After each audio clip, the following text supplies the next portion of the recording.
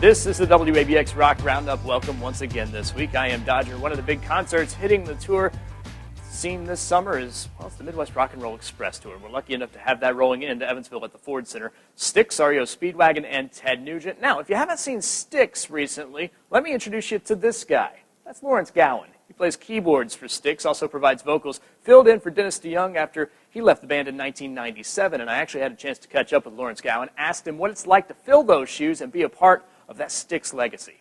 The way that Tommy and JY describe it, it's like, they've been through it before with the departure of John Serlewski in the past and then John Panazzo, unfortunately. Even Tommy was out of the band for one point, and they got Glenn Burtnick in there. I kind of looked at it like, man, there's been some fantastic members of this band, and it's the culmination of all their effort that make up the band that's on stage today. And, of course, Styx, REO Speedwagon, and Ted Nugent at the Ford Center, May 15th.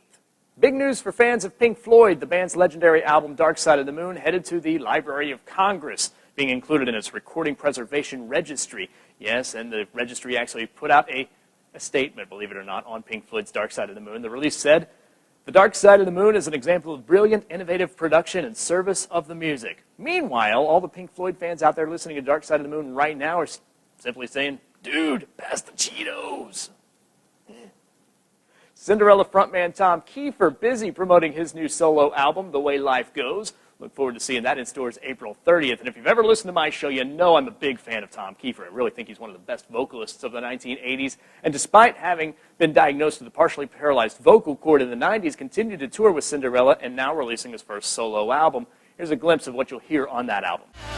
Got to keep moving, looking for solid ground.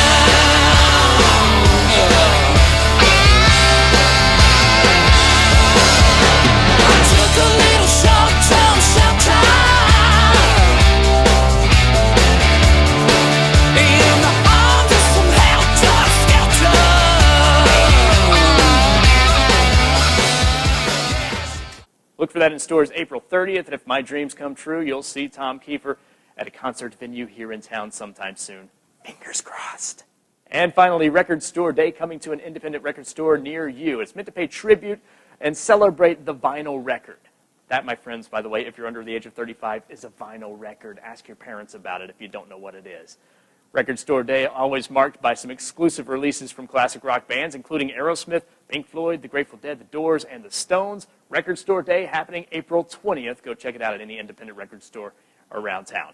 That is it. That's the WABX Rock Roundup. See us back here next week. We'll do it once again. Of course, you can find out all the rock news at WABX.net. Find us on Facebook. It's facebook.com/WABX1075. And as always, check out what I'm saying on Twitter. It's twitter.com/Dodger Radio. See you back here next week for another edition of the WABX Rock Roundup.